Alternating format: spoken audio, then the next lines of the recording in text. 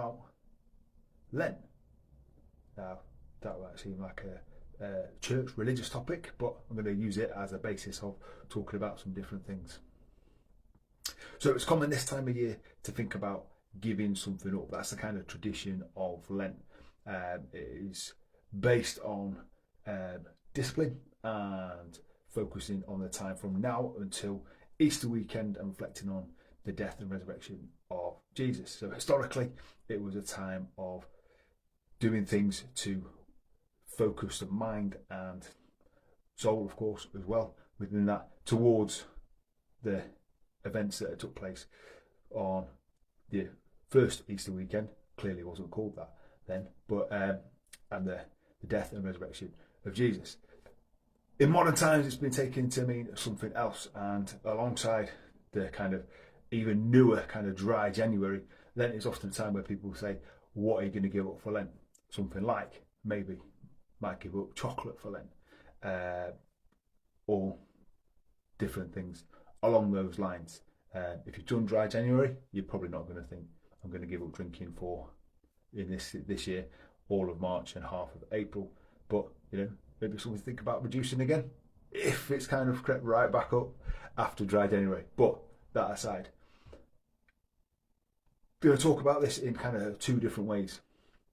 This kind of giving things up is often a lot of people's approach to dieting, in inverted commas, changing their nutrition if they want to achieve something in terms of health and fitness goals, particularly body composition goals. So often you hear someone will say, right, for this X amount of period, I am not going to eat a food group or a type of food because that will cause me to lose weight. Now, that potentially might be true if you don't replace that food you're cutting out with something else. As hopefully it's come across before and you're becoming more and more aware of, we're looking at creating a calorie deficit if you want to change your body composition in terms of weight loss and fat loss. Difficulty comes though in terms of the practicalities of that, the sustainability of that, for the amount of time you need to do it to get the change that you want, and then what happens afterwards when you go back to adding this thing in. So a common one is bread or carbohydrates as a larger group. I'm going to cut down or cut out carbohydrates, or I'm going to cut out bread completely, and that will cause, think about it practically, bread, dead easy substance to go to, out and about, then, grabbing a sandwich isn't inherently bad. Once we got that understanding of, we're talking about looking at total calories coming in, making sure we're in a deficit, then in a sense, realistically, no food is off limits, no food is bad, just some foods are more helpful, as in more filling, more volume, better in terms of health as well, thinking about the 80-20 kind of thinking, where but no foods in itself are going to be bad. So that can be an unrealistic thing. You get a day where you might wake up late or you're really busy or something like that, and you've got to pop out to get something for lunch.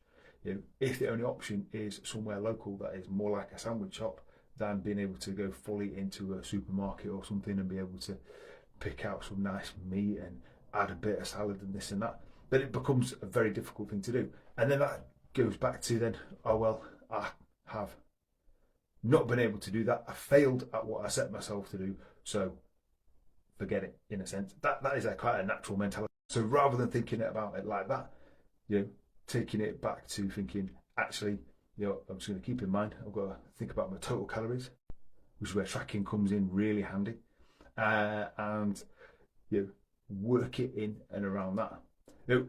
Other kind of nutrition strategies, diet strategies, use that as a overall basis. Keto diet, for instance, is essentially cutting out all carbohydrates, just focusing on protein and fats as the macros that you're just going to eat those. Even thinking about cutting out the time that you eat, as in intermittent fasting or something like that.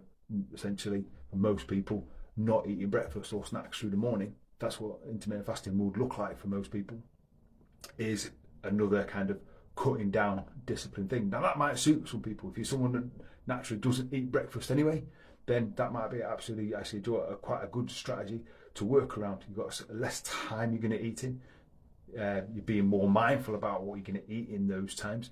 You're probably going to create a calorie deficit just from that. But for most people, that little and often, that 3 regular meals a day, snack, all the kind of health benefits that have been seen from intermittent fasting by calorie deficit, changing body composition in a positive way, as in like lowering BMI and things like that. So there is no kind of, I'm not wanting to say intermittent fasting is bad for the right person. It's just not a kind of magic thing that is going to do anything different than actually eating the right amount for yourself, your height, your weight, your age, your activity, and working towards getting your body composition into a good, healthy place before we even think about just how we want to potentially look as well. Getting into that good, healthy range where BMI, not the ideal scale, but it is a good place of reference to start with, getting into the healthy range, and then thinking about actually someone like myself, not very tall, quite heavy in terms of build and things like that. I'm above the what would be deemed as the healthy range, but my body fat range is then in the healthy range. So it's a good starting point, a point of reference, and then we're going to take it to there. So looking at it in that respect of giving something up in terms of nutrition often isn't the most sustainable. Although, go ahead at it if you think, actually it's going to be good discipline for me not to eat chocolate, sweets, something for this amount of time. But what I want to encourage you is not to think of it as a failure if you don't do it and then just stop doing the thing you've kind of set yourself. I should just go, that's something that's happened. A bit like with nutrition, going along week to week, something that's happened. I've eaten a bit more than I wanted to. I've eaten chocolate or whatever. It's got to Friday at work and Barbara's birthday, so she's bought cake and chocolate in, and everyone's sharing it in the staff room or whatever, around the office. Do you know what? Probably actually just forgotten in the kind of little bit of excitement that was brought into the office. Oh well, that's gone. Do you know what? Tomorrow, just go back to what I was doing. The other side of Lent, or thinking about giving something up, we'll also look at it in a different sort of way. Now, lots of people now will think about giving up, say, social media, or giving up something that actually is an activity that isn't helpful or is negative. One strategy, one thing I've tried to implement anyway for the last few months is to not take my phone into the bathroom, as in going to the toilet. It's a dead easy habit to get into. You need the toilet, take your phone, you've done what you need to do, but you're in there for 3-4 times longer because Instagram's interesting, found a cool video on Facebook, whatever, stuff like that. Think about how much time we're probably wasting over a day, a week, a month, a year, just for how our house is. There's a little bookshelf in the kind of hallway just before the bathroom, and put my phone on there, in, out, doing what I need to do. Now, it probably hasn't probably cut down hugely on the time that I might be on social media, because I do a heck of a lot of it for work, but it has made me more mindful of actually I'm going to go and do the task I wanted to do on my phone, and then I'm going to put it down again, which overall is going to be good discipline, to carry on. Talking about building habits, we talk about 28 days. Actually, it's probably longer. Had friends over this weekend. One of them is a counsellor, and she said 28 days is kind of the very best scenario to make a new habit. You can make a new habit in 28 days. You can change what you do, and then it becomes like an unconscious thing that you are doing, rather than having to plan, prepare, be conscious about it, be very intentional about it.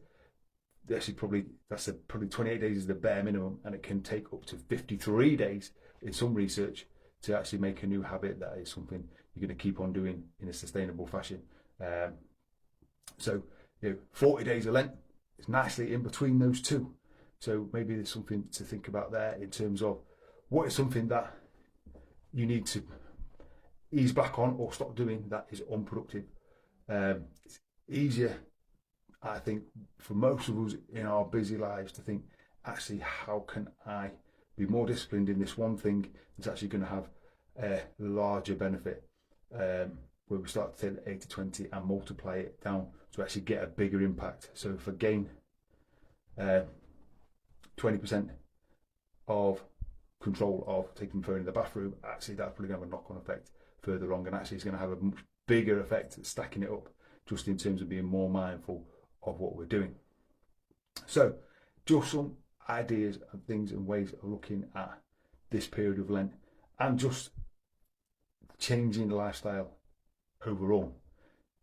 Probably taking something away is a little bit easier for most of us than trying to add something else on.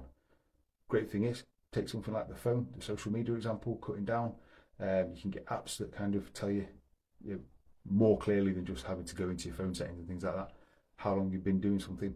Then just becoming more mindful rest and recovery. That's going to be a really, really good benefit of, actually, maybe if I don't have the time where I'm just mindlessly on my phone, that's meaning I'm going to get the things I need to do in the evening, prepare for the next day, done that a little bit quicker.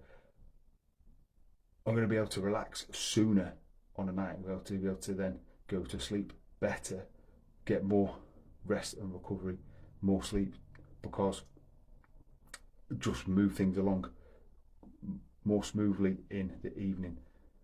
Just what's the overall knock-on of a few days of that going to be? What could be the few days? What could be the knock-on impact of 40 days of that through Lent, and then taking that forward as well? So just some things to think about. As always, any questions, hit me up, mark@mwfitness.net. Thank you for listening to the Always Moving Forward podcast. You can find more information about MW Fitness at www.mwfitness.net, and all our links to social media are there too.